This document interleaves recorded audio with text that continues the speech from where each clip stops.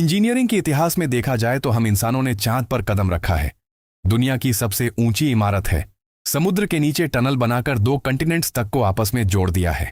लेकिन जब बात आए मिस्र के अजीम शान पिरामिड्स की तो यहां पर आकर दुनिया भर के इंजीनियर्स के पसीने छूट जाते हैं। वह राज जो 4500 सालों से दुनिया की हर टेक्नोलॉजी को चैलेंज कर रहा है। अक्सर लोग सोचते हैं कि इंसान इतनी तरक्की कर चुका है, क्या वह दोबारा से सिर्फ एक भी पिरामिड खड़ा कर सकता है? शायद सुनने में यह आसान लगे, लेकिन हकीकत इससे कहीं ज्यादा खौफनाक और महंगी है। ऐसा बेशक प्रैक्टिकल में ना हो, लेकिन आज हम कुछ ठोस कैलकुलेशंस करके पता लगाने की कोशिश करेंगे कि 2026 में अगर पिरामिड दोबारा बनाया जाए तो हमें किन किन चैलेंजेस का सामना करना पड़ सकता है और इस पूरे मेगा प्रोजेक्ट में कितना खर्चा आएगा। मिस्र का कैपिटल काहिरा दुनिया के इन अजीम शहकारों के साए तले मौजूद है, जिन्होंने हजारों सालों से इंसानी अक्ल को दंग कर रखा है। कीजा प्लेटो के ये पिरामिड्स मिस्र के ताकतवर तरीन रोलर्स की निशानी है, मगर इन सब में फेरो कोफू का बनाया गया ये अजीम पिरामिड सबसे बड़ा और सबसे अलग है।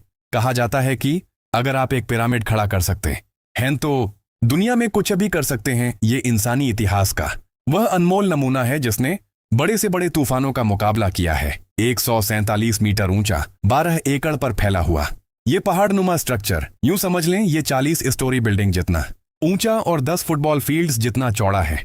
200 लेवल्स में बिछाया गया ये पत्थरों का ढेर 60 लाख टन वजन है और हर एक पत्थर का ब्लॉक रेंज रोवर की साइज जितना बड़ा। लेकिन असली हैरत तो इन पत्थरों की क्वांटिटी में छुपी है।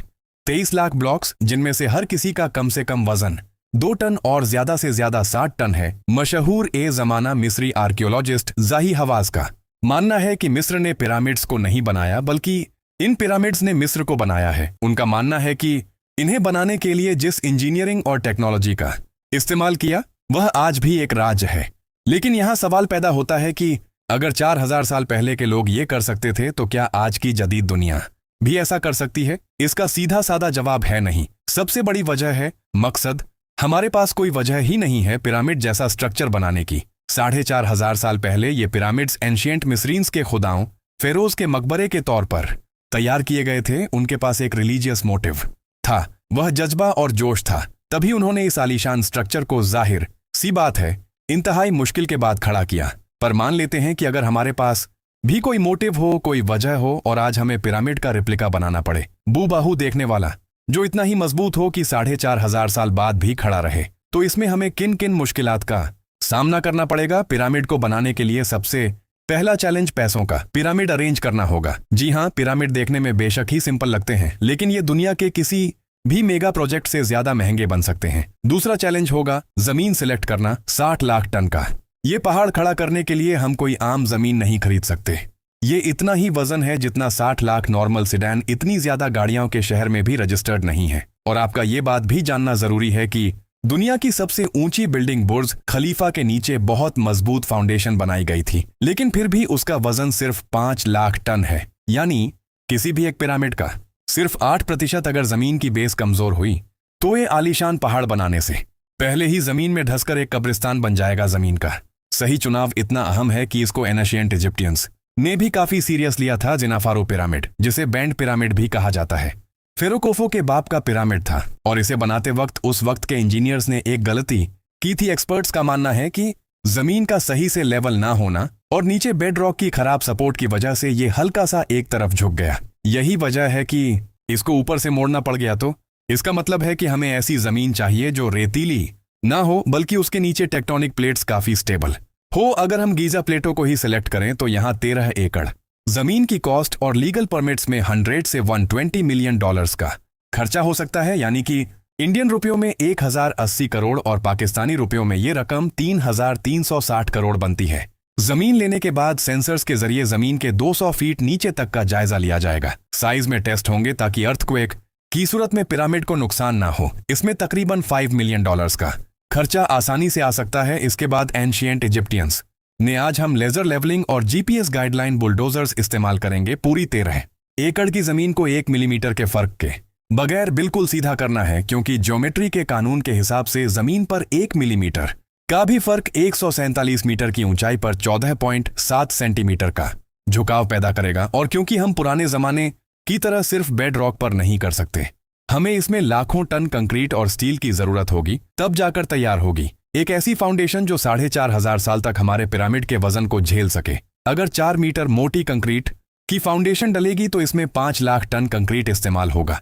जितना कंक्रीट यहाँ सिर्फ फाउंडेशन में इस्तेमाल हो रहा है उतना तो पूरे मेगा प्रोजेक्ट में इस्तेमाल होता है, यानी 10 से 15 लाख सीमेंट की बोरियां, कई सौ कंक्रीट मिक्सचर ट्रक्स और हजारों लोगों का मैन पावर। रफ एस्टिमेट्स के हिसाब से फाउंडेशन पर ही सिर्फ $400 मिलियन का खर्चा आएगा। जमीन की कॉस्ट $100 मिलियन लेवलिंग और स्कैन्स पर 50 मिलियन और फाउंडेशन बनाने में 400 मिलियन, यानी अभी पिरामिड का एक पत्थर भी नहीं लगा और खर्चा $550 मिलियन तक पहुंच चुका है। 4,950 करोड़ इंडियन और 15,400 करोड़ पाकिस्तानी रुपए। अभी तक हमने जो कुछ भी किया इसमें कम से कम 3 साल का वक्त लगेगा, लेकिन असल मसला तो अब शुरू होगा। 23 लाख पत्थर और वो भी SUV।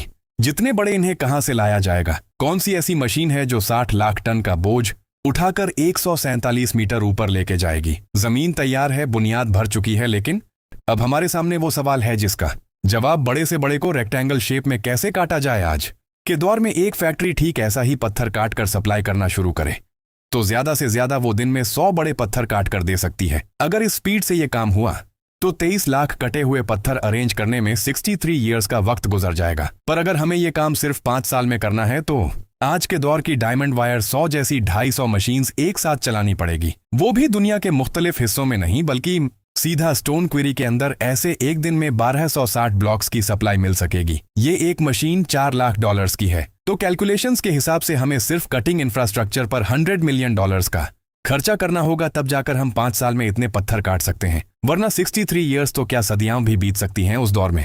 इन पत्थरों को छेनी हथौड़ों से काटने में कितना वक्त और मैन पावर लगा होगा, इसका अंदाजा अब आप आसानी लगा सकते हैं। पिरामिड को बनाने में सिर्फ लाइमस्टोन ही नहीं बल्कि अंदर के किंग्स चेंबर को बनाने में ग्रेनाइट भी इस्तेमाल होगा, और ये दोनों किस्म के पत्थर आज की तारीख में काफी कॉस्टली हैं।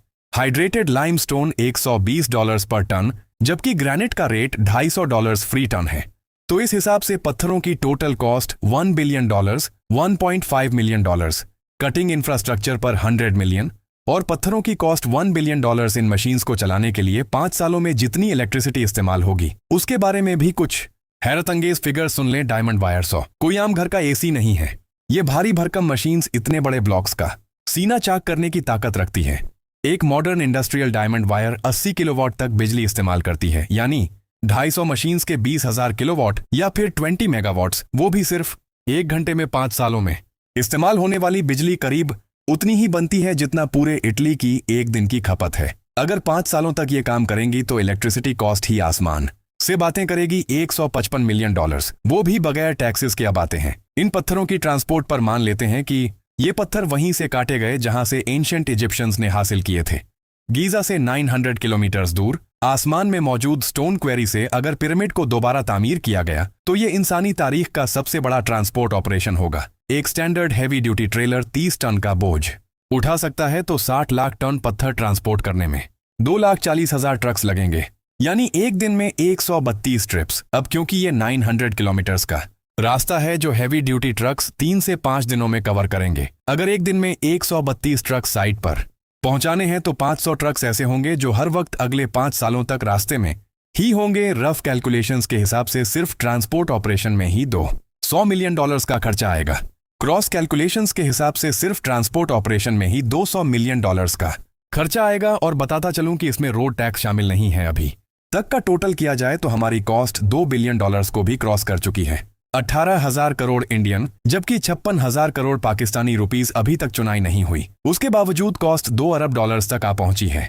अब पत्थर कट रहे हैं और हर 10 मिनट में एक ट्रक कंस्ट्रक्शन साइट पर पहुंच रहा है। अब हम इस प्रोजेक्ट के सबसे खतरनाक और मुश्किल में दाखिल हो चुके हैं, पत्थरों की चुनाई। मसला यह है कि इन पत्थरों को एक के ऊपर एक रखकर 147 मीटर ऊंचा पिरामिड कैसे खड़ा किया जाए। पिरामिड में इस्तेमाल होने वाले पत्थरों का वजन 2 टन से लेकर 60 टन है और किंग्स चेंबर की छत पे लगाया गया ग्रेनाइट का ब्लॉक तो 80 टन वजन ही है। दुनिया में ऐसी कोई क्रेन ही नहीं जिसका बाजू 230 मीटर का हो और वो 80 टन का वजन उठा सके, क्योंकि क्रेन का बाजू जितना बड़ा होगा फिजिक्स के कानून कहते हैं कि उसकी वजन उठाने की कैपेसिटी उतनी ही कम हो जाएगी। इसके लिए क्रेन्स का एक पूरा नेटवर्क बनाना पड़ेगा। हमें K-रोल K-10,000 जैसी मैसिव टावर क्रेन्स चाहिए होंगी जो दुनिया की सबसे ऊंची क्रेन्स हैं। ये एक तरह का स्ट्रक्चर बनता है ताकि क्रेन ज्यादा वजन उठा सके, पर इन क्रेन्स की एक लिमिट होती है। जैसे जैसे पिरामिड ऊंचा होगा, इन क्रेन्स को बार बार डिसअसेंबल करके ऊंचा करना पड़ेगा। पिरामिड्स के ब्लॉक्स को मिलीमीटर एक्यूरेसी से एक दूसरे के साथ रखा गया था, इतनी एक्यूरेसी कि उनके बीच क्रेडिट कार्ड भी नहीं घुस सकता। ये सारा कमाल उस दौर के पत्थर काटने वालों और उन मजदूरों का है जिन्होंने अपनी जान दांव पर लगाकर ये कारनामा सर अंजाम दिया। इवन क्रेन्स की मदद से भी किंग्स चेंबर के ऊपर 80 टन के ग्रेनाइट ब्लॉक को हवा में लटकाना भी मौत को दावत देने जैसा है। 10 ऐसी स्पेशलाइज्ड क्रेन्स का किराया और उनकी 5 साल की मेंटेनेंस में $300 मिलियन का खर्चा भी कम से कम है। अभी तक हमने इंजीनियर्स, मेसिन्स और वर्कर्स की कॉस्ट को शामिल नहीं किया। एस्टिमेट के मुताबिक पिरामिड बनाने में कम से कम 3000 वर्कर्स एक साथ काम करेंगे। 5 साल की सैलरीज, सेफ्टी इंश्योरेंस और उनके खाने पीने का एस्टिमेट लगाया जाए तो वो $400 मिलियन बनते हैं। टोटल 8 सालों के बाद हमारा पिरामिड अभी ऑलमोस्ट तैयार है, ठीक वैसा ही दिखने वाला जैसा आज दिखता है। Talk to me and I talk back. हमारा पिरामिड अभी ऑलमोस्ट तैयार है, ठीक वैसा ही दिखने वाला जैसा आज दिखता है। लेकिन क्या आपको मालूम है कि असल में पिरामिड्स ऐसे नहीं दिखते थे उस दौर में। इसके ऊपर टूरा लाइमस्टोन की एक केसिंग लगाई गई थी। एक्सपर्ट्स का मानना है कि इस केसिंग की वजह से ये दूर से ही चमकता होगा। पिरामिड की चारों साइड्स को कवर करने के लिए हमें तकरीबन 1,15,000 सफेद लाइमस्टोन ब्लॉक्स चाहिए होंगे। इन पत्थरों को इस तरह काटा और लगाया जाता है कि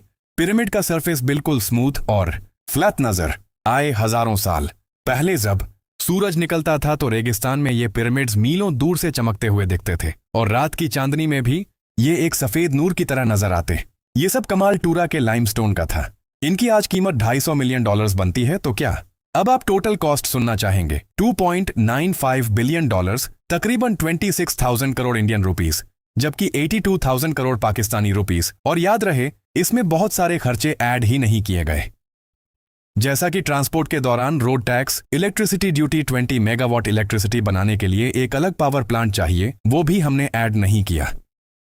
पिरामिड बनाने की इस थियोरेटिकल कैलकुलेशन से साबित होता है कि जो काम आज के दौर में ही करना इतना मुश्किल है, वो 4500 साल पहले कैसे किया गया होगा, ये सोचकर ही रोंगटे खड़े हो जाते हैं। और रही बात कि पिरामिड आज के दौर में बनाए जा सकते हैं कि नहीं, तो इसका जवाब हैरत अंगेज तौर पर आज भी नहीं है। $3 बिलियन में पाम जुमेरा जैसा आइलैंड बना। यूएसए में मौजूद दुनिया का सबसे महंगा सोफी स्टेडियम भी ऑलमोस्ट $3 बिलियन में ही बना। और कतर का सबसे बड़ा नेचुरल गैस प्रोसेसिंग प्लांट भी इतने ही पैसों में तैयार हुआ। तो आज कि मटीरियलिस्टिक वर्ल्ड में लगभग $3 अरब एक ऐसे प्रोजेक्ट में बहा देना जिसका कोई आउटपुट भी नहीं है, कोई मायने नहीं रखता।